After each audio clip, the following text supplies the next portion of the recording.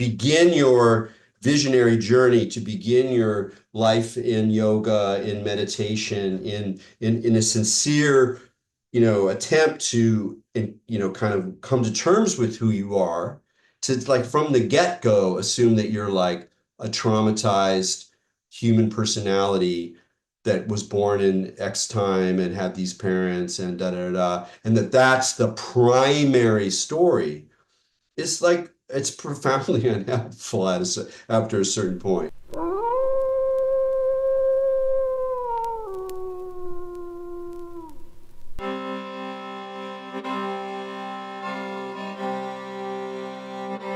Eric, man, it's good to see you. We had a little chat before we started recording, and we're both kind of in this place where we feel like we're in a liminal space between Christmas and New Year's, and liminal spaces in other aspects of our life too. And so we're talking about like, what are we going to talk about? Well, let's talk about liminality, about being in between Yeah. things. Yeah. Like one of the things I thought about this morning and talking to you about is like the value of the outsider, because that's something that's been coming up in my conversations recently. And me kind of like accepting my role as an outsider, rather than feel like, early on in my life, like, God, really want to belong to something. But I just hit 50 this year, and I don't know, I'm just kind of like more settled in that, and seeing more value in being an outsider. And that's part of like what my book is about, is my perspective on trauma and psychedelic therapy as a kind of inside outsider, like being in it, seeing some value in all of that, but also the way it's being kind of carried out in the mainstream, having a lot of problems with that. So let's maybe talk about that. No, that's a good place to say. I mean, I do want to note that we are we are in this holiday season. My friends and I call the whole period solstice. It's like a combination of solstice and Christmas. And it's Hmm. just like it just refers to the whole big mess where like a very little real work gets done and there's a lot of like kind of partying, but also a lot of weird emotions. And it's a liminal space in itself. And it's actually kind of cool for all the stresses it makes in people's lives, and particularly happening in wintertime for people who are, in snowy, cold places, that it's interesting that there is this kind of week, like this whole zone that kind of stands outside of it. And I find as I get older, I take the holiday a little, I've always, kind of been into it, but like take it a little bit more seriously just in order to keep it punctuated as not like any other day. And Hmm. I'm really happy in our life, we've been able to come up with kind of well, in a way, like a Christmas ceremony for outsiders, because we both Jennifer and I like kind of pulled ourselves out of family obligations around Christmas for various reasons. Hmm. Loving them, loving to see our families, but not so much loving the Christmas day. And ending up having like a kind of like a gathering of strays and Jews and atheists and whatever at our place, but it's a very holiday spirit. I mean, it's a very mulled wine, ho ho ho, caroling kind of experience. And I realized that part of why I like to keep the holidays is not just because you're throwing yourself into the holiday, and it is one of the few like collective rituals that we have as a kind of rootless, generic culture.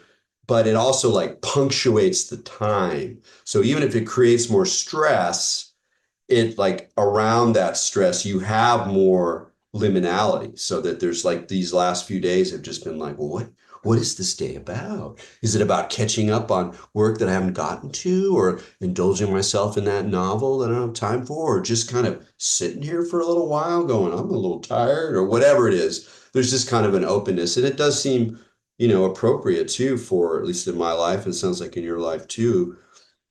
I suspect the feeling of being in a liminal place is more and more pervasive for people these days, as everything that's solid melts into air and everything kind of changes. But Hmm. also, you were saying you just turned 50, and I'm in my late 50s, and that whole kind of period is an interesting transition, especially as you kind of realize like a lot of your maybe youthful dreams and fantasies about how you were going to wind up and what kind of work you were going to do. Like they don't like necessarily peter out if we're lucky, but they kind of go in a different direction. And at some point you kind of realize like, well, that's not really going to keep coming, but I still want to direct myself towards something. So I'm still kind of in between, but the what I'm in between of is kind of shifting as well. So yeah, I think that liminal sense is really good. I was talking to a friend the other day, a kind of a teacher of mine, and I was explaining like, yeah, I'm really kind of confused right now. Like I'm not really sure how to show up for the world. There's like the self I feel like I should be. Then there's the self that I want to be, but I don't know what that is. And then there's just the inevitability of having to make decisions about how your time is spent and how you're going to make money and who you're going to connect with. And they're all kind of rolling forward at the same time. And she was like, good, good. Is it confusing? I'm like, yeah. She goes, all right. It's like, get on in there. And it's good I just constantly have to remind myself too, that like being in a liminal place is its own, kind of privilege and beauty, because you're not just, oh, I've been doing the same thing for 20 years and I'm just going to do Yeah, 20. you're not kind of stuck on a track. Yeah. Yeah. Yeah, and continually wrestling with how am I engaging with the world? What's kind of catching my interest? What's firing me up?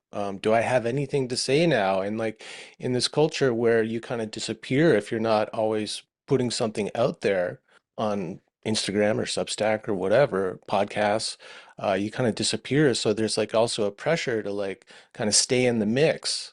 But sometimes, I've been doing my podcast for like almost 6 years now, or just over 6 years, and it's like sometimes I feel like I got nothing to say about what's going on in the world, and my interests are just way more like introspective, way more backwards looking, going to kind of old thinkers and engaging with their work, and um, you know, I don't know. I think, yeah, but I think that itself, and even being able to articulate that and talk around that in a positive way is really important, because I think that's kind of happening to a lot of people now. I mean, one way of thinking about it is that like the digital communication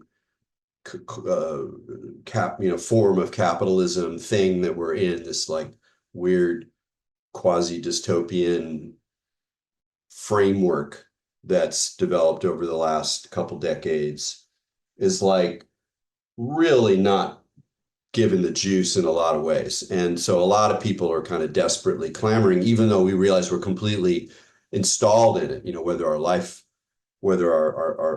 livelihoods depend on it, or whether the connections to the world, or this somewhat subtler pressure that you talk about to just exist or participate in the world.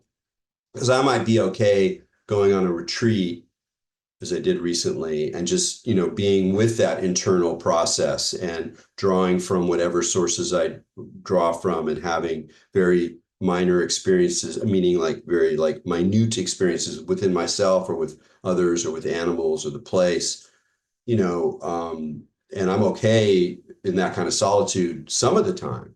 But to just choose to be there all the time is a big thing. It's a real loss, if you're mhm. used to communicating, and if you're used to showing up and teaching and engaging with people and publishing, and it becomes, I don't want to say addictive, but it just becomes part of the way you show up in the world. But when those conditions change, the problem of how you show up gets complicated, and it's really important to acknowledge that pressure to produce, the sense that you might not have anything to say because it's all crazy, and maybe on your own you're going, maybe as you say, like back, but a lot of people are going back. I mean, it's part of the rise of nationalism, fascism, trad Catholicism, Mhm. even forms of magic, and whatever, is like, this is not doing it. Let's go back and maybe like try to re-inhabit these older modes of like, I'm a white Christian American and my culture is for me, like that kind of boundary dividing. And for freer spirits like us, it doesn't take that form, but it might take the form. I know one thing that I've been doing is I've completely obsessed with early Christian desert monasticism. I'm just totally into it. Like some of it repulses me, some of it attracts me, some of it just fascinates me, but it's like extremely important for me right now to have inside of myself a place where I'm like communing with that kind of extremism, that kind of eccentricity, and also that kind of like balls out desire for God, and like or the source or whatever you want to call it, transcendence. And there's something about, and I think part of the reason I'm fascinated with it is that even though some of them were kind of showmen, that they would have like fans come and there was a lot of tourism, people would go like, oh yeah, the ascetics are up in the caves, let's go look at them. And that was already happening in like the 5th century. So it's not like they're completely cut off from reality. But I think part of my fascination is because I have a fantasy of dropping out. I have a fantasy of stopping communicating, of like not fulfilling that urge to put something out there, to do a podcast, to keep writing the Substack, to write another book, to go to conferences, to give public talks. And part of that's stuff about me and like always having a little bit of resistance to that kind of public output, because I'm kind of an introvert, but also just in the world, like what is the function of this outputting, especially when you start to existentially realize that whatever else you're doing, whatever good you're doing, whatever connections you're making to the individuals who listen to your podcast, and oh, I love that guy, he really helps me think through the world, or whatever, sense making you're providing, all this stuff's great and it's real. You are also just feeding this machine, or feeding a platform more specifically. And that's one thing about Substack that I've been wrestling with for years, is that in some ways it's kind of a perfect medium for me. It's like I get to write, I don't have an editor, I have enough readers that I feel, like emotionally seen. I could make more money if I monetized it more, I would, but that seems kind of cheesy. So I don't make as much money. So I feel, it's not perfect, whatever, but it's all right.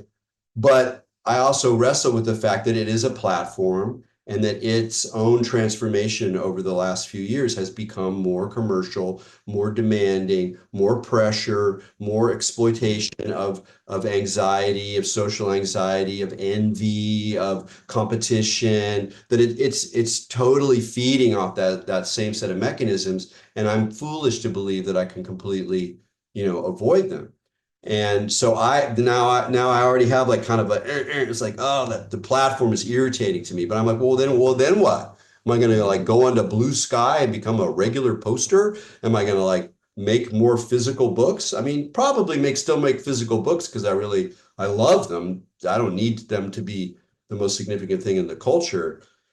But that also has a certain kind of limitation around it. And yeah, so it's interesting, like, reflecting on this stuff, I think is important, because I think it speaks to what a lot of people are experiencing. Um, Mm-hmm.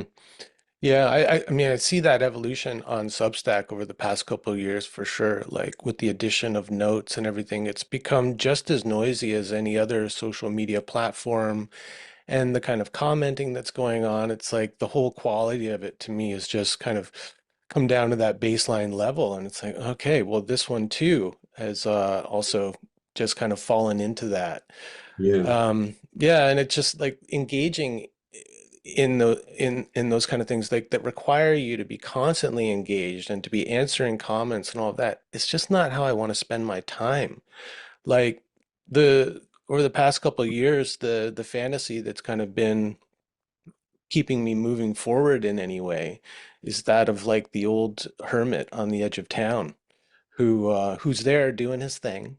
And like if people want to show up, if they happen to find him, it's even more special, or it's like ordained somehow that you should meet at this particular time.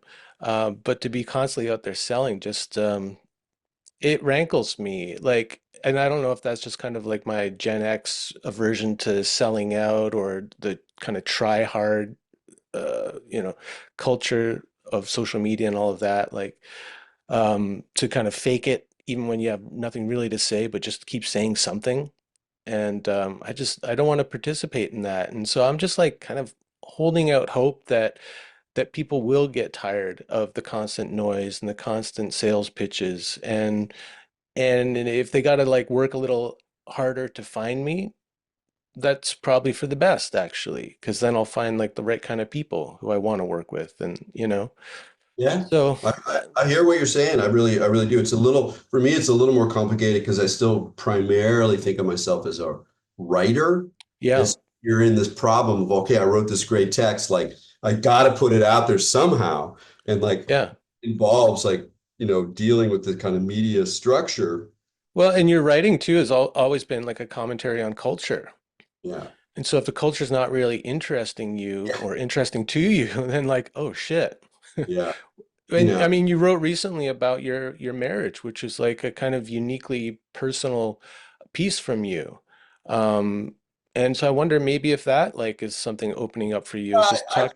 I've thought about that too. That like as and also as I realize that like my capacity as a cultural critic is so overwhelmed by some infernal combination of like diminishing interest, my own age and aging process, and being true to that, and then just the overwhelm of of the culture and the hustle and the competitiveness. It's funny you were talking about Substack. I will this person will remain unnamed, but I don't even usually look at notes at all. And I got some email. I'm still on some list. I try to get off them, and you're always on them. And I was like, oh, okay, oh yeah, oh no, it was actually a friend who sent it to me. It was like he goes, you're not going to love this, but it's someone bitching about Substack.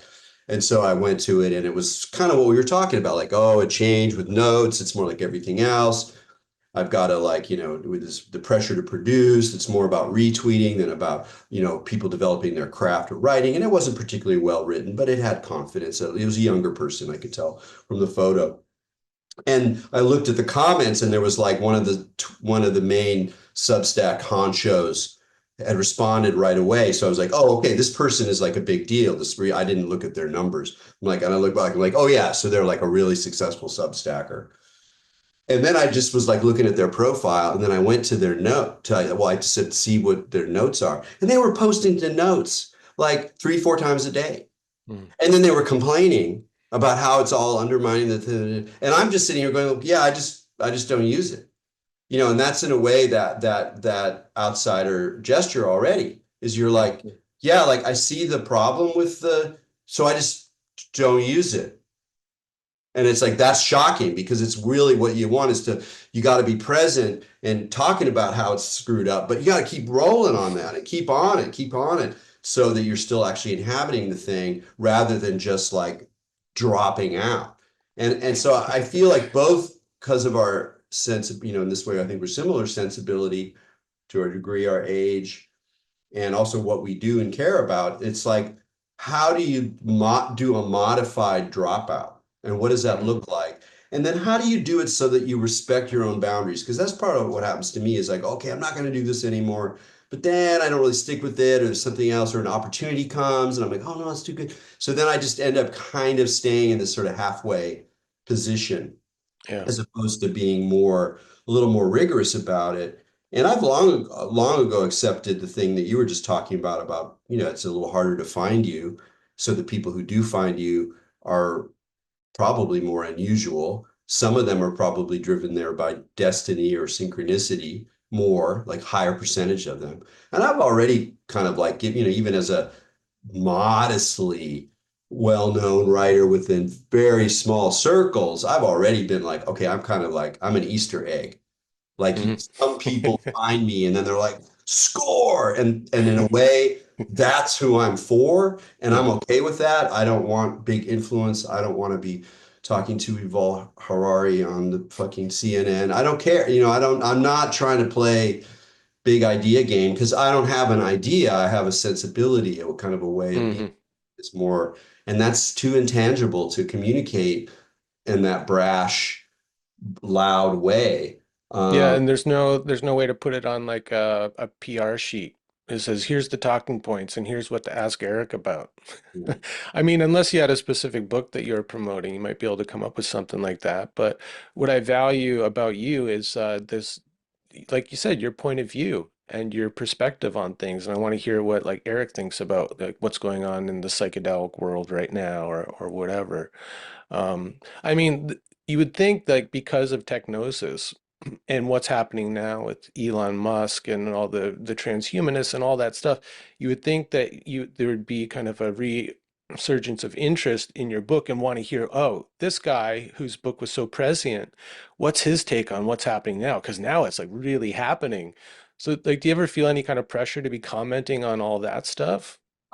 Yeah, a little bit. I mean, to my happiness, the book is still in print, and I still have, younger people coming up to me saying, "Oh yeah, we just read it for a reading group. It's great." Like so it's still doing its thing. Hmm. And it is true though that then I sometimes feel, and that's that what Erik Davis should do is like take up that mantle and dive into the crazy simulation theory, AI, Life pharmaceutical extension and design, transhumanist thing, and like, get in there as like a culture critic and kind of play that game. But then you get into the like, I'm also just this dude who's like on the road to dying, and I have so much time, and I'm much more interested in early Christian monasticism and problems in German idealistic philosophy and about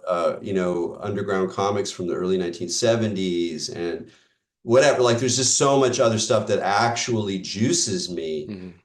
And so then it's like, well, is there an obligation to help articulate the world? And I do feel some pressure there. I do feel that a lot of people are very lost because they don't know the range of ways to be or think, and that I do have some faith that internal practices, whatever else they do, whether they're yoga or meditation, or it could be psychedelics, or other kind of visionary altered states practices, that they have the potential of helping people navigate the situation by creating, just for no other reason than creating a buffer zone Mhm. sanity, and then through that practice hopefully finding other practitioners that you resonate with so you can have little networks of people of like minds that also help you create ballast in a hyper social situation. And so I feel like there's some urgency, a lot of urgency around that, but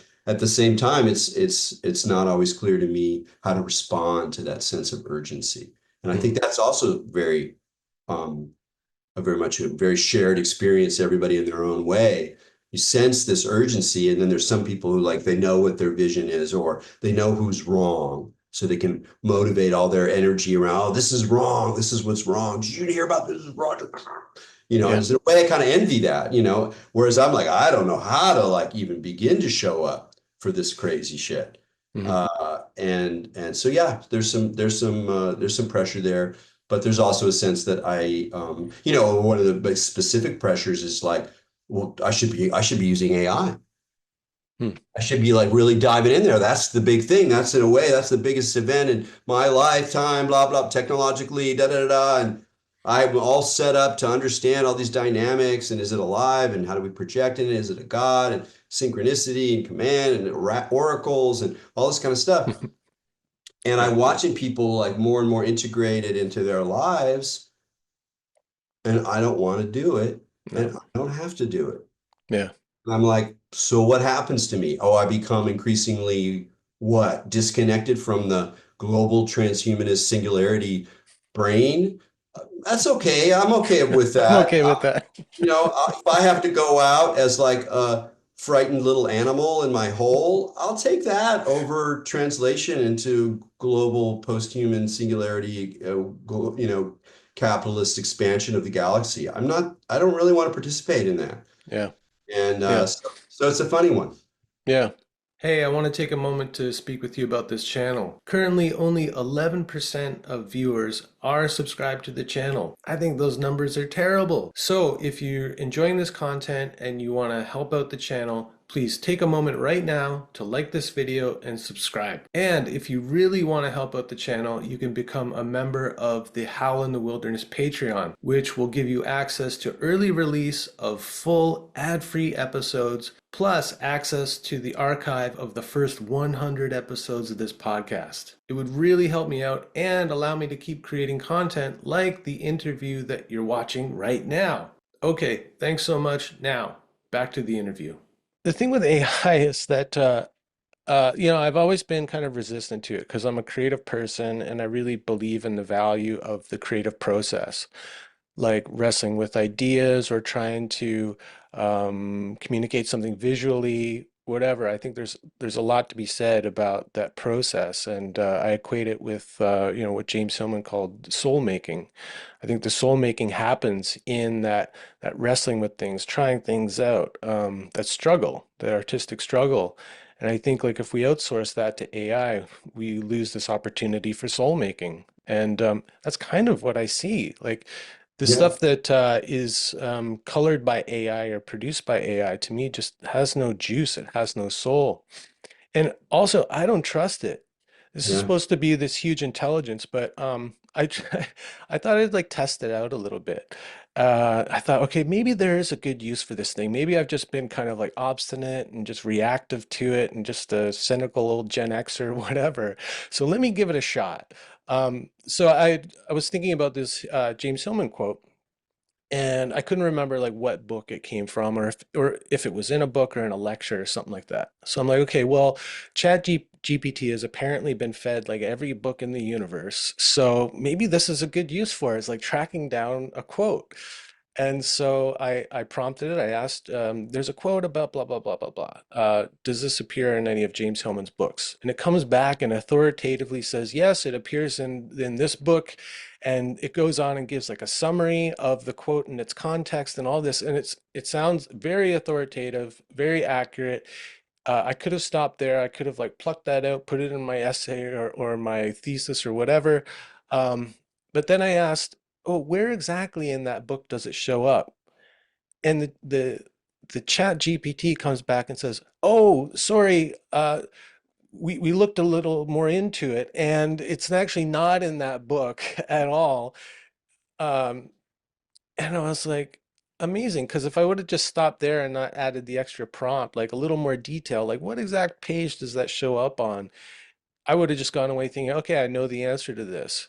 yeah, Another test I did is when I published my recent book, Traumadelic, I thought, okay, this will be fun. Let's see if like my book's in there yet, or if it knows anything about me. It's like next level Googling yourself, see what kind of like imprint you've made on the web.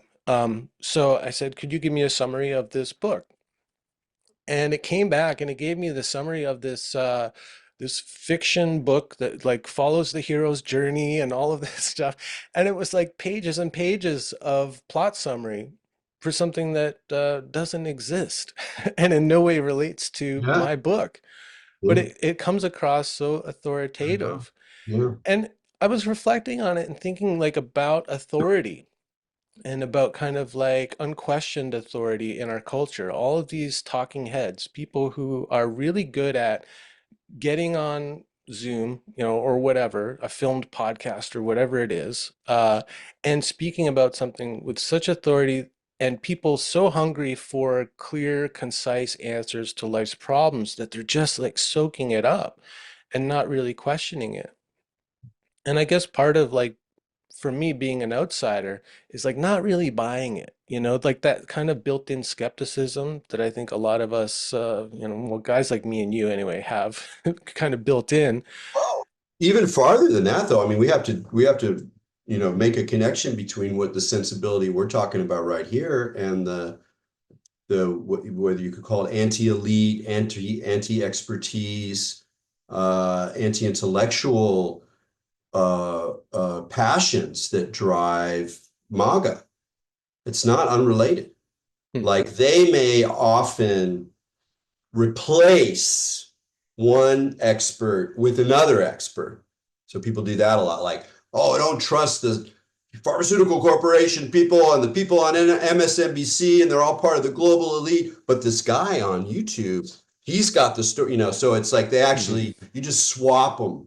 But there's an aspect of that first movement that I'm really not sure how to deal with because I share some of it. Like I share like a fatigue with experts and a fatigue with with the voice of authority and an old school anti-authoritarian Mhm. resistance and all that stuff mixed together is not unrelated. It's not the same thing as, but it's not unrelated to the anti-elite, anti-expertise, anti-university aspects of MAGA. Because in some ways you can look at the right-left split in the United States or the Republican Democrat split, let's call it, as between, university educated and not university educated. That's one of the most uh, reliable markers of these two sides. And so there's very much an anti-expert mode that is part of like driving the confusion in our culture right now, because it's like everyone sees that the old school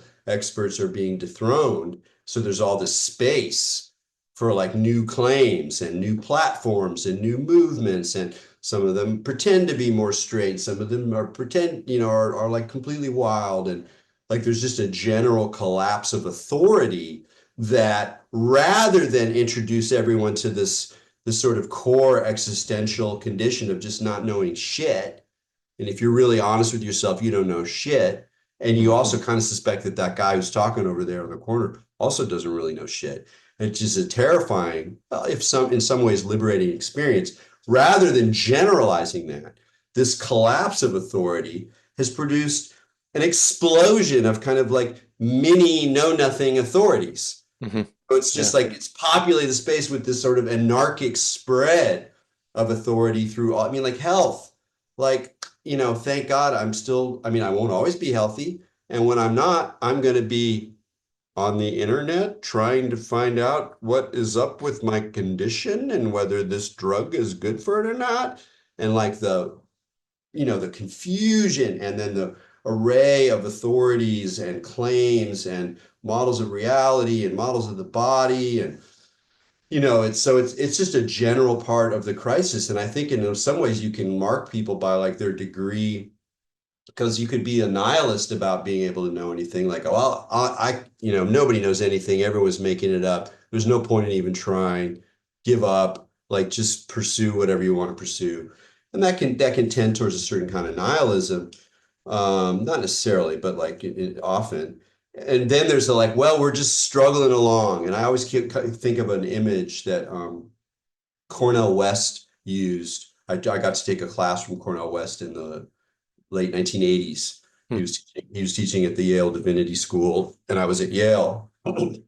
And it was a great class. In fact, he was a really good reader. What he wasn't like as famous then, so he still had that preacher quality or whatever. But he talked about, and he was really coming from a Christian place, in a social, socially aware, critically conscious, conscientious, but still very Christian place. And he had this image of like, what are we doing as a collaborative community? We're in a leaky boat. Mhm. The boat's on the ocean, and we can't see where we came from, and we can't see where we're going, and the boat is leaking, and we just keep bailing the boat. Mhm. And it's this kind of Sisyphean image, but rather than emphasize the way he kind of framed it, is rather than see the kind of hopeless, you know, sort of eternity of it. It's almost more like, but it's still like this kind of socially regenerative act where you keep enough order in the system to kind of keep on rolling. So like we still have to try to make models and integrate our skepticism and integrate our questions as we sort of develop these like more finely tuned, more ambiguous ways of understanding the world, because that's in a way that's like bailing the boat rather than just giving up and sinking, or go this way, this is the way, let's all go this way. And you're like, I don't want to be that guy, I don't want to be around people like that, that's not it either. So Mhm. we're Mhm. kind of in this middle. It's another kind of liminality, is like around sense making. Yeah. um, Hillman used that image a lot when he talked about culture. It's like the ship's going down. And, I think it's a great question to ask yourself, like if you admit that the ship's going down. And I think especially these days, he was saying this in the 90s. I think it's even more obvious now that the ship is going down, of like North American, Western civilization, whatever. But it's a great question to ask yourself. If the ship's going down, what are you going to do? Like, Yeah. what do you want to be doing when the ship's going down? Are you going to keep bailing water, try to keep that thing afloat? Are you going to set up some life rafts for the people who, are ready to jump off the ship? Or are you going to like be part of the band that's playing, as the ship goes down, you know? I think it's a really good question. I've thought about it myself. Like, what do I want to be doing here? Am I trying to like save something here, or am I just trying to like comfort people who are, on the lifeboat, not like totally attached to the whole enterprise and kind of more than happy to kind of jump off into the margins and not participate so much, but just try to maintain something like a good life while it all goes down. Yeah. No, that's good. And that questioning is part of what keeps us alive, and it also speaks to like trying to stay awake in our situation because the situation is so complicated, Hmm. because it involves these large shifts and like paradigm crunches, and like are you still going to stay on the, oh come on, the West will make it through with our technology and our, or like are you actually like dropping out of that and like adopting maybe a survivalist model or a denial, whatever. I mean, there's just like these major reorientations. Yeah, or now, I mean, now like Ted Kaczynski's back in the zeitgeist thanks to Luigi Mangione. Like, so now are you like an anti-tech anarchist? Yeah. Like, so now we've got like that extreme kind of in the mainstream as well, which it used to be so fringe, you know? Yeah. No, I remember reading, when the Unibomber went down and the New York Times published the essay. I read the whole thing, that week. And, I remember at the time going like, this is strong and, in a few ways, like totally cracked. But overall, It's not this wrong. this is kind of what's happening because Yeah. I mean, on the simple, in this, one way of describing it is just that like domination, civilization, the story of civilization is always also a story of domination, of Mhm. control. And it's just the mechanisms of control or really domination, because control implies like sort of like you're mind controlled and I'm like, no, we're thinking freely. And it's like, yeah, but it's more like just a domination over the features of reality. And even though there's a lot of huge amount of conflict over who's going to control it, and in a way that conflict gives us some room to maneuver. It's not like Big Brother is everywhere now, and we're all like, oh shit, it's just Big Brother. Yeah, you can still kind of opt out at this Yeah, point, right? and whatever, and also what it is multiple, because there's like right now, I mean, one way. Yeah, there's not one big I. There's It's not it's one more big guy. So nebulous or even mhm. like in America, you could say that like the Trump, one thing that the incoming Trump presidency represents is a certain kind of capital wanting to insist on a nationalist orientation in opposition to more global informational financial forms of capitalism, which has its proponents, and they're fighting over the future. And then, obviously different technologists are fighting over the ability to create a platform for the future. And in a way, our technological dystopia is like still a struggle between Meta and Google and Apple and Comcast, whatever, like doesn't matter. But like that's still sort of this weird, struggle. All of which is to say, because of these things are confusing, that in a way we have to keep articulating this very struggle, like our struggle, and like not being okay with like, I don't know how to respond to this, and I'm still going to try to show up. And that's part of that pressure where I describe my desire to drop out as a fantasy. And I don't mean a fantasy like something that's not real, but more like it's functioning in my mind in a certain way to provide a certain kind of pleasure or a certain kind of release, because it's not the actual condition. And the Mhm. actual condition is that I still am engaged. I'm still Mhm. invested in people. I'm still invested in communication. I love reaching out to people like you that I feel some connection with over space and time, and keeping it going in our weird little pocket of the maelstrom. And so for me to like actually drop out, even though it would be difficult in some ways, and probably in some ways that would be really positive to go through, like almost, in a stoic way, like kind of challenging and interesting. It also feels like an abnegation of a certain responsibility at this time in history, which is precisely to wrestle and be, like you talked about, wrestling as part of the creative process. Like we're like wrestling existentially. Hmm. What's going to come out of that? We don't know. What Hmm. kind of like pearl will come out of this, like, oh, like, how am I going to relate with this? Like, I'm totally alienated from the whole thing. Da, da, da. And that feels in part like what we're doing now. Hmm. Hey, I want to ask you about your book though, because you sent it. I was able to take a look at some of the essays. I didn't read through the whole thing. It's a great topic, really important. I think it's really timely because we got to get our, we've had this dominant narrative for a while now, and it's time to move along. And I just like to hear a little bit about Traumadelic, this connection between trauma culture and psychedelics.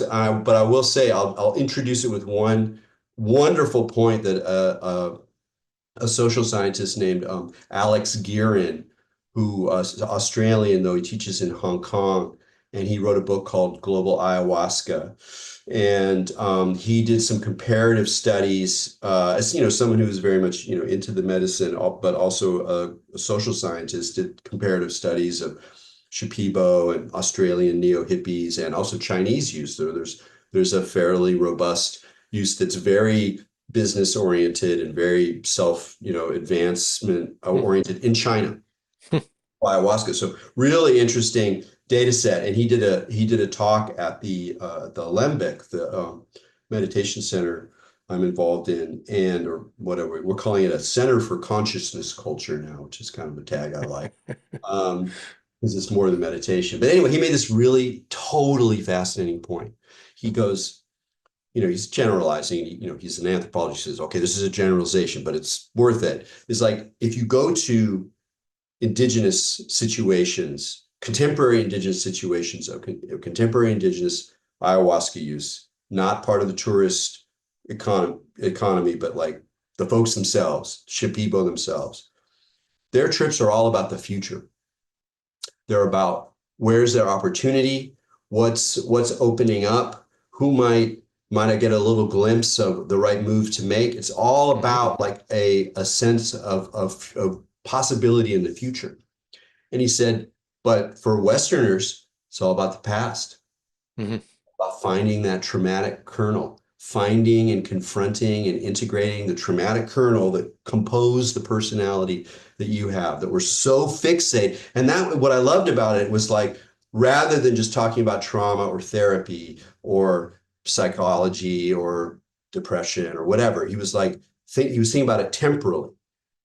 It Hmm. was about the past, and that who I am now is the result of the past, and that if I'm obsessed with my trauma and of fixing my trauma, I have a backwards orientation temporally.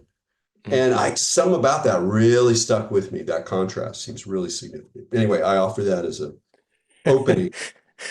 That's the book, man. It's a critique of that. Yeah, And of course, yeah, I mean, the thing about, like you said, in the indigenous context, they're using these as visionary plants to see into the future, what's the right move to make. It's not about like, I think that's kind of like a Western idea that it's all about like the endless possibilities for my future. For them, it would be about necessity. yeah, yeah. It's just I just mean possibility, just like in toto. Yeah, for Yeah, sure. yeah. But I think there's like a big difference there between, because like even the Westerners say, well, I'm not really focused on my trauma. I'm just like what's my potential here and Mm, what's the possibility, and I want to explore that in the medicine space, to find like my route to optimization or to financial security or whatever, right? yeah, yeah. Whereas in the indigenous context, it would be about, there's not been any monkeys around lately. We got to like figure out where the monkeys have gone so that we can eat next week, or whatever it is, right? How do we resolve this territory conflict, or that kind of thing. But yeah, I mean, that's the book. It was like, I when I started out in this like healing space, it was as a yoga teacher. And I saw over the years that this trauma culture was infiltrating the yoga space, and it was really taking over. And it became so much about being trauma informed, about healing childhood trauma, that any seed of the original intents of yoga were completely obscured or kind of buried under. Liberation, disidentification with the self, all of these things which I see as actually healing. Now it became focused on like getting the trauma out of your body. And part of like the mythology of trauma is that it gets locked in the body and that we can release it and all that kind of stuff. So I saw that same thing happening when I got involved in the plant medicine space and, was doing my own work with ayahuasca in various contexts and also acting as an integration coach for people who, started, they would come to me for yoga and then they knew, because I was doing some writing about plant medicine and stuff, and then they would start talking about their plant medicine or psychedelic experiences. And so I became a kind of reluctant therapist or counselor in that way. But I found I really enjoyed speaking to people about their lives and things. So I started to get more training in it, and I found all the training was trauma informed. Like everything, even the more kind of transpersonal forms of therapy, which were kind of well aligned with my yogic perspective, let's say. Uh, those also kind of had to get up to speed and started to have to incorporate some of this, trauma theory into their work, or else, I think they feared that they'd be left out, Hmm. because even the consumers, they were looking for something that was trauma informed, so they could be trauma informed. And you know, I tell people like, I don't blame the kind of consumers, whether it's people going to trauma therapy or the trauma therapist doing all the training and keeping the whole engine running. Because I think like people really, they want to do things responsibly and it comes from a good place. They want to help and they want to do it responsibly. So if the latest thing that you need to be is trauma informed, they feel like an obligation to do that. Now, for me, it's like the top-down thing. It's like everything we've been talking about of unquestioned authority and, received quote-unquote wisdom, and how a lot of that is perpetrated because we're in a celebrity culture, even more so with the prevalence of social media and YouTube and things like that, these alternative forms of media, where we just get more experts coming out of the woodwork. And the ones that are out there can be, like someone like Gabor Mate to achieve that level of fame in the kind of old model of media, it was very rare. Like you had to be someone who'd maybe got on Oprah a few times, Charlie Rose or whatever it was. But now, everywhere you look, there's a YouTube video with Gabor, it's some filmed lecture or he's on some other podcast. So the ability for these people to become so influential is unprecedented.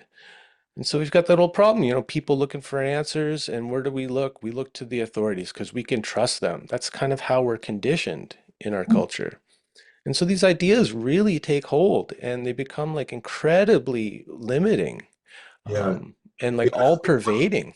Yeah, one of the things that I've been thinking about lately about precisely this issue, and this might even tie in with some of the earlier things we were talking about, is you talked about this transpersonal orientation.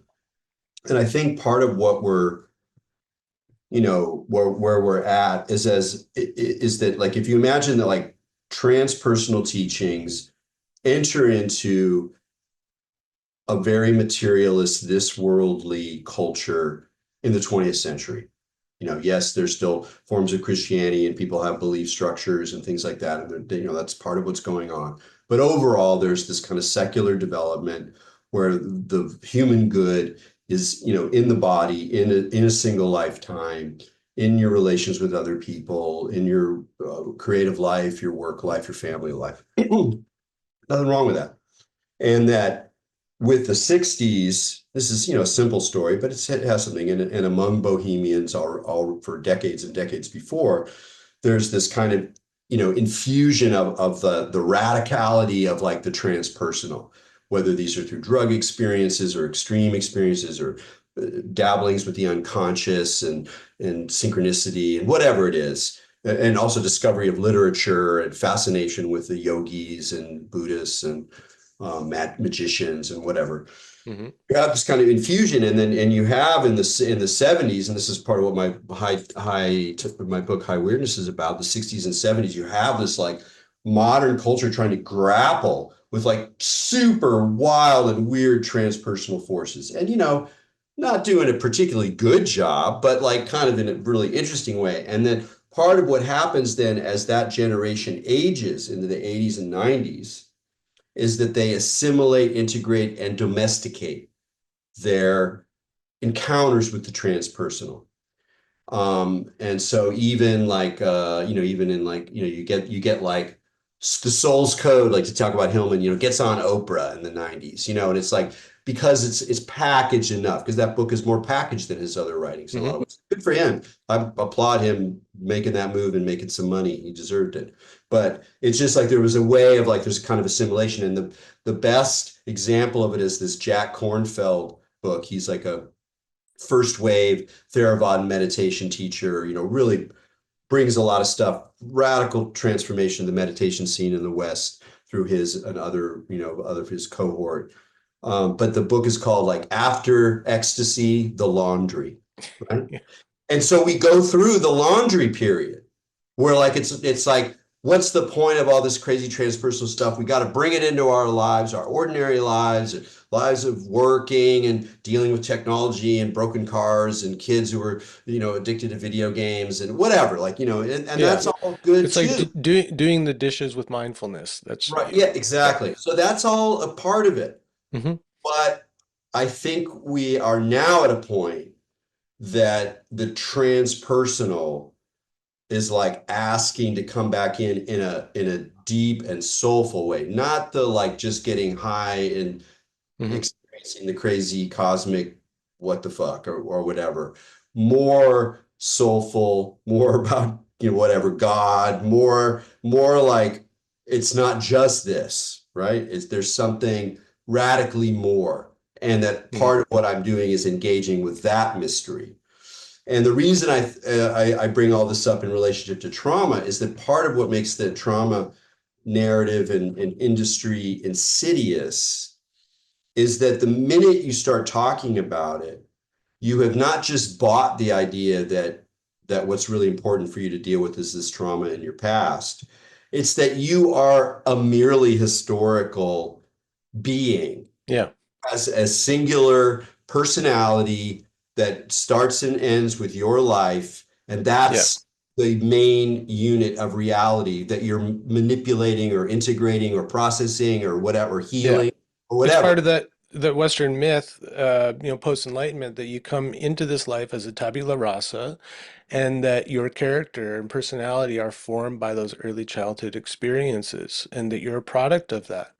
And one of the things about that I love about Hillman is that he brought in that old Platonic idea that no, your soul chose this lifetime and it's on like a much larger trajectory. And there's, a reason for all of this, all of the slings and arrows of childhood suffering. They're forming you into the person you're meant to be. And it's a much more kind of generative, bigger picture mythology to live by than Yeah. this very narrow myth of developmental psychology that's been foisted upon the public consciousness for so many years. Yeah, and there's a way to do develop. I mean, that's part of what, Ken Wilber in a way. Or Groff even. Yeah, Yeah, right. yeah. There's Yeah. ways to do development that help. Incorporate the transpersonal into, like, account for, yes, we are somewhat formed by our childhood experiences for sure, but, and also there's this bigger picture. And the way that I think about it, I mean, you talked about, that the soul chose the life and so the slings and arrows are in a sense set up. And I'm not even sure you need that belief to acknowledge this transpersonal dimension that I'm talking about in the sense that because some people are like, wow, that seems a little far to me, but it's more that like I don't know who I am. I fundamentally, essentially don't know who I am, but I do suspect that I'm not really a human being, or at least I'm not a human being part of the time. Right. Not I don't know just a what that human being. is. Right. And that's kind of more where I'm coming from is like I don't know who I am. I don't know how I got here. And rather than just be overwhelmed by that not knowing, I'm going to use that as a goad to explore and expand and reframe the stories about who I think I am in a way that is fed by these transpersonal stories, by different religions, by ideas of God, by ideas of cosmic cycles, of being descended from the stars into some kind of Neoplatonic soul vehicle. Not because any of those particular accounts are true, but because they give my imagination, in a deep sense, a place to like work on this not humanness that I also am, this like shard of the universe, if you want to think Hmm. of it that way. And so to begin your visionary journey, to begin your life in yoga, in meditation, in a sincere, attempt to, kind of come to terms with who you are, to like from the get-go assume that you're like a traumatized human personality that was born in X time and had these parents and da da da, and that's the primary story. It's like it's profoundly unhelpful after a certain point. And you Hmm. don't want, and I always feel bad being on this riff, and you're careful in your book and your statements because of course there is a lot of trauma out there, and a Hmm. lot of people who have trauma, they got to deal with the trauma as trauma. Like there's that's all there, and I mean PTSD in the military is the obvious example. It's real shit, you Yeah. know. But the way that it has become generalized, and that horrible kind of process that's so typical of our era, where the distinctions between like hardcore, serious, like no shit trauma, like torture under, in war situations, and like my mom was kind of cold, become like equivalent. They get Yeah. equivalent. They made everybody's got their thing now because everybody's got it, and they're like the little hustle and the competition. Like I got mine, and this is mine, and or like sometimes I don't watch a lot of TV. Sometimes I'll tune in and watch a drama series. I'm amazed at all the kind of middlebrow shows where like the characters, the way you define a character is by their trauma. Yeah. Oh, when I was this kid, this thing happened. They're Hmm. like, okay, that's the way Charlie is. And then Mabel had this other trauma, and then their traumas come together, and that's how the encounter, as opposed to the sort of open, forward flowing, what are we doing here together? Encounter in now time. It's Hmm. like old codes, kind of just banging into each other, and it's quite remarkable. Do you think things are changing already? Well, when I started putting out some critical pieces a few years ago, I got a lot of negative comments. People thinking I was dismissing the idea of trauma, and it's like I hate to like have to qualify anything I say by saying, "Look, I went through childhood trauma. Yeah. Like I've seen some shit. Some shit has been done to me. Like there's a reason why I got into yoga and psychedelics and healing and all of that stuff. It comes from my own personal experience and the suffering that I've gone through. So look, it's a real thing. I'll make that that qualifier up front. But I got a lot of like blowback from people because, of course, like on social media, if you put out something, an idea in a fragmented form, that's as far as a lot of people will go.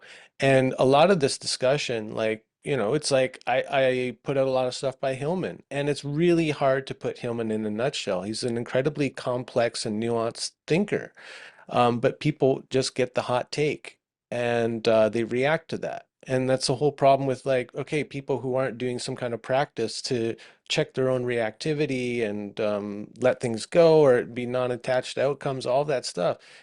I mean, the whole internet is like a whole shadow play sandbox, you know? And so it's difficult, but I want to get the ideas out there, and I don't mind being a little provocative, but I don't want to engage too much. I don't want to argue with people on the internet. Yeah. So anyway, I got a lot of kind of blowback from people, a lot of resistance. But I've noticed recently, I think there is a shift happening. I think like what happens with a lot of this stuff is over time people see, okay, this isn't really working. It's not really helping. Like Hillman and Michael Ventura put out a book in the 90s called We've Had 150 Years of Psychotherapy in the World's, or We've Had 100 Years of Psychotherapy and the World's Getting Worse, right? And I say we've had 50 or 60 years of psychedelic therapy and the world's gotten even worse. Okay, so what are we going to do? Like, we have to take a critical look at things and be willing to try something different. And I think people are just starting to see now, okay, like, what these experts are saying, it's not really holding up. I'm doing all the right things, and still, I'm triggered by whatever it is, right? Like my trauma imprint is still there. And I think like the way out of it actually is through the transpersonal practices. I think, like the whole yoga system is based on this. We have these psychic, emotional, energetic imprints that cause us to behave in certain ways, to react to things in ways that disturb the peace. And so we've got all these practices to help undo that. And the way I look at it as a modern person who's gone through it myself is it's capable of like resetting your nervous system to get your nervous system back to its like naturally resilient state. So you'll still get triggered by things because those emotional imprints, they run deep. And so far, I haven't been able to exercise all of them or smooth them all over or whatever.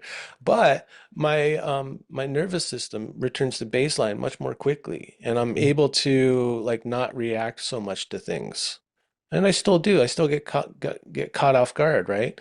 And I could look at that and say, well, I still got more trauma healing work to do, or I accept that as part of being human, Mhm.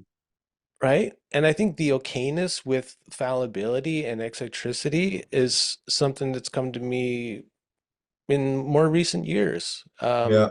Well, that ties in with the being okay about being an outsider. Because in a way, Yeah.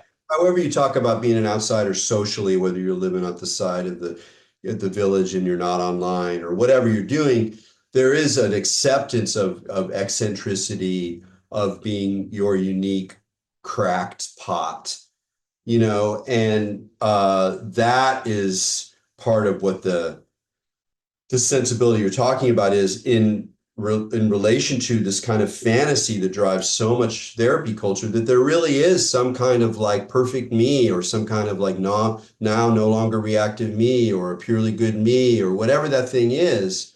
And it's nowhere in evidence around anybody who has knows Well, human beings.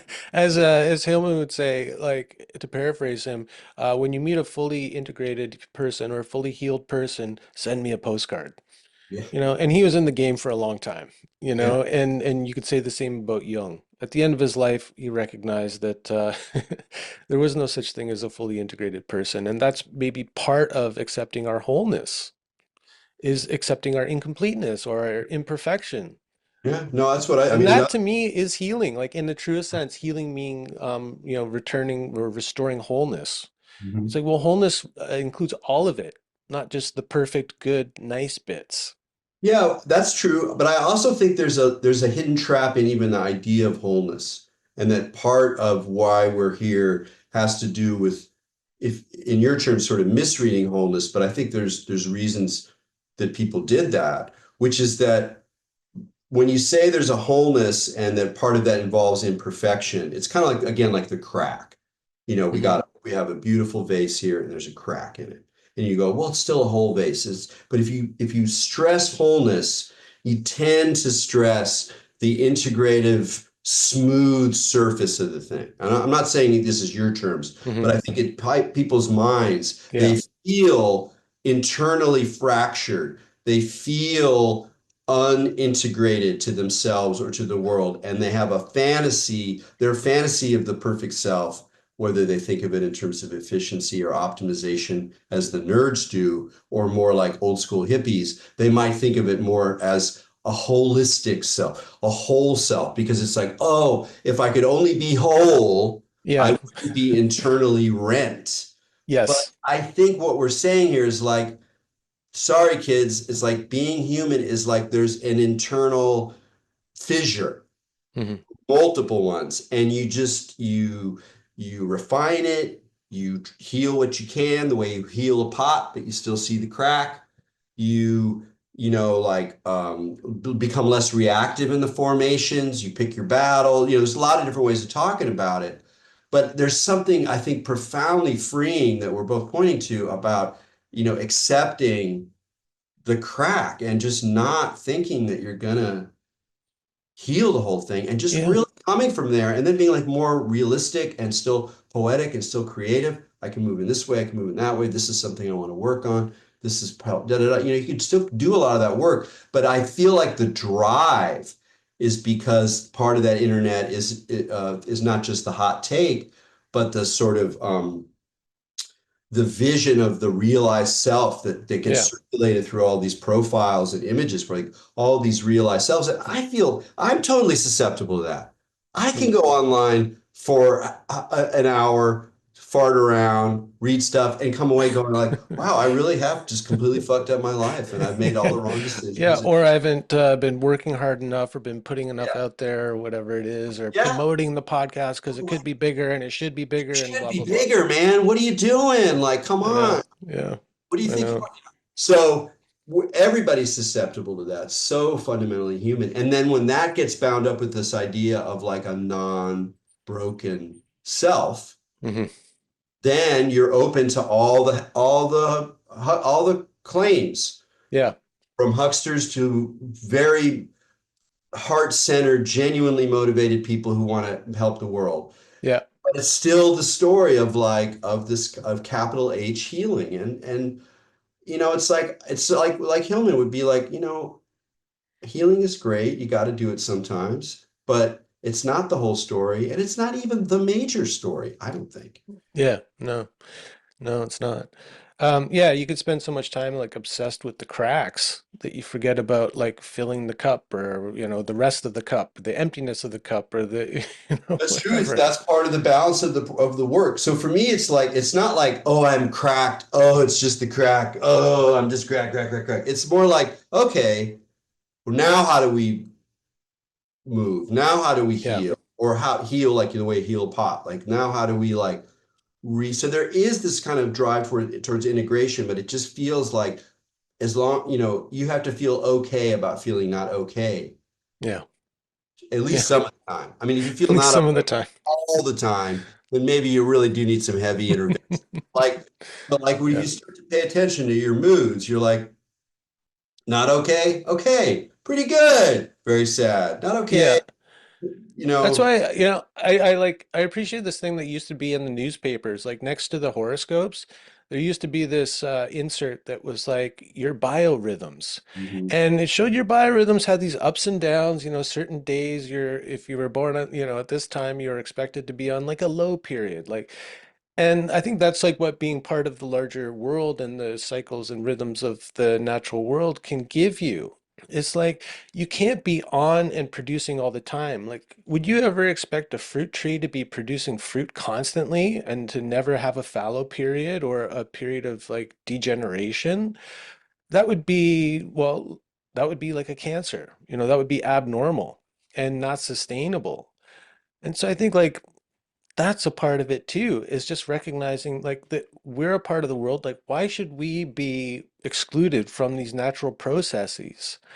Like, I love to talk about the oak tree.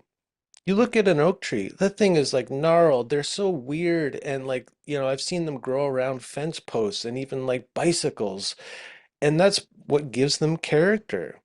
And do we look at that oak tree and say like, well, it's not quite like the straight redwood, so it's somehow like less than. No, we go, look at it, it's wonderful, it's different, it's unique. And I think like one of the things that Hillman celebrated was uniqueness, Yeah. and like that's what Jung meant by individuation is not that we become like this The- prototypical archetypal human that is found perfection, but that we found like the archetype of you and yeah.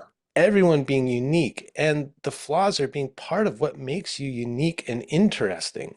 You got some edges to rub up against, you Yeah. know, and I that stimulates something, that stimulates conversation. It's otherwise it's just like bland agreement across the board, and that's part of what I don't like about how what the internet has turned into on its surface anyway. I know there's subcultures where people are having alternative views and things, but I just hear so many of the same ideas perpetuated out there about, therapy, psychedelics, go down the list.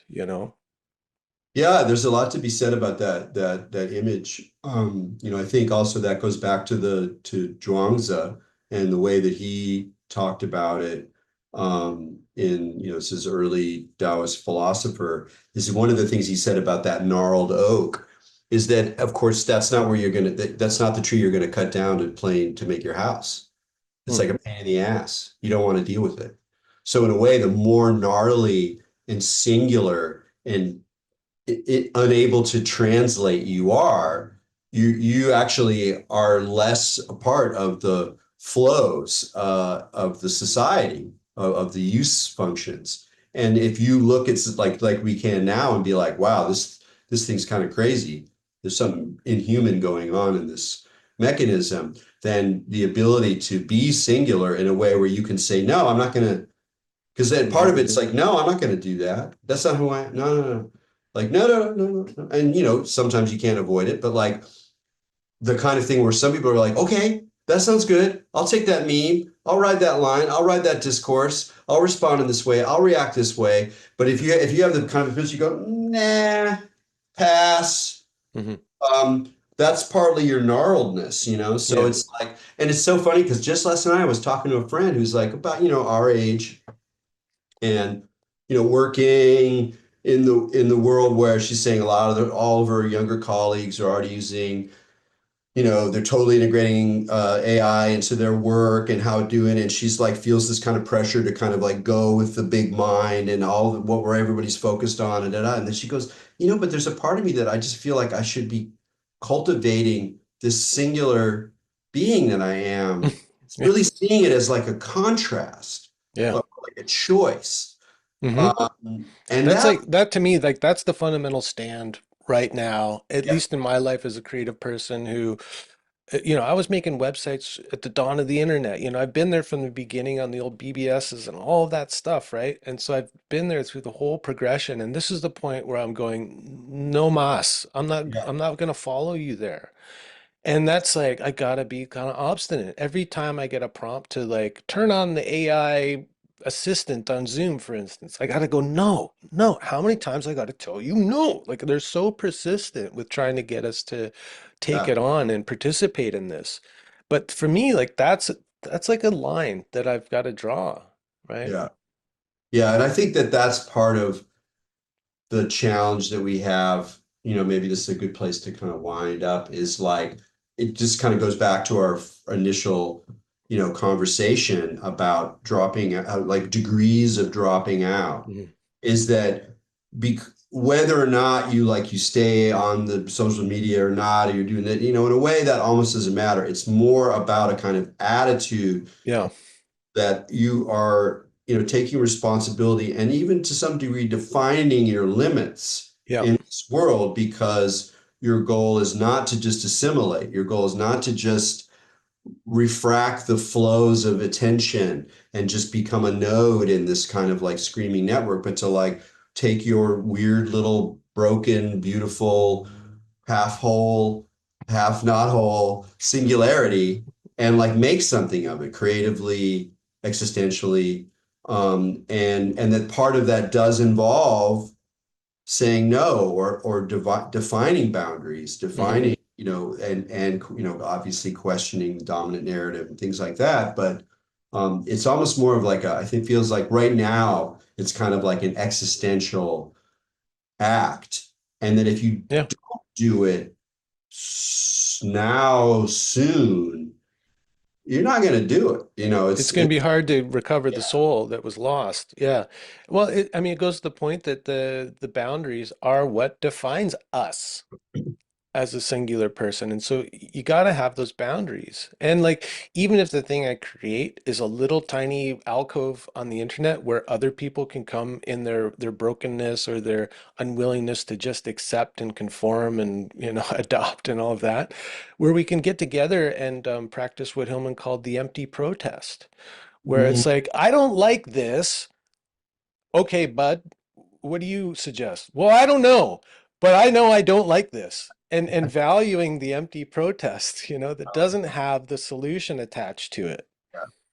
Like that doesn't put you in a place of being an influencer because the whole structure of the influencer and authority persona is that you've got the answers. Yeah, I know it's a fundamental split. It really is. And there's a certain, there's a certain burden to knowing you're not going to do that and then having to To confront deal with all. the repercussions of that, which mean like less Substack subscribers, less all the things that generate money by doing what we love to do. Um, like like what I tell people is like I worked in advertising at the dawn of the internet. I was a designer from day one, doing web design and all that stuff. It's like I know how to play the game because I was one of the people who helped to architect the game. And at a certain point in my life, my soul just said, no, you can't continue with this because it's just, it's too kind of against the grain of who you are. And what that produced was a lot of unnecessary suffering in my life, which got me on this whole healing journey to try to like recover like who I really am and what I Yeah, really stand for and all of that and all the things I'd lost and all the compromises I'd made in order to be more conforming, in order to be more financially secure, because that was a big kind of hang up for me as like a blue collar working class kid. It was like, God, I got to like make some decent money. So yeah, you have to deal with the repercussions of those kind of decisions of saying no to certain things. mhm. And that also, makes you kind of an outsider. Looped around very good. Well, from one sider to another outsider, it's Yeah. been good to spend some of this liminal holiday zone with you. And Yeah. Yeah. It feels I'm good to really me happy too. you wrote that book, and I'm glad you put it out as a book, not just ranting on social media or whatever, because I think it's still an important forum, and I like the way the essays hang together. So good luck with Hmm. that. And Yeah, I'll send you a copy of that in my yoga and plant medicine. I designed them so they're the same size. oh, great. Like, so I don't know, maybe by the end of my days, I've got a whole string of little chapbooks that, follow these ideas or something. But Nice goal. Yeah. yeah, yeah, but I like those objects, and it somehow makes it more real to have it on paper and to, again, go through that struggle of like, okay, taking these things that I put up on the internet with like kind of light editing. Once I got it on print, though, my kind of like graphic designer, typographer brain kicks in. I go, oh, these words don't look right together. And so I got to then rework stuff so it actually fits the printed page better. And that's a whole great process that, I I got can't. some to send you too, so I can send you a little chapbook I put out last year too that I don't think you Oh, got. sweet. Yeah, So yeah. I love All right, trade. man. Well, it's been great checking in with you. Yeah, absolutely. Happy holidays. Happy, yeah, happy holidays. Take it easy.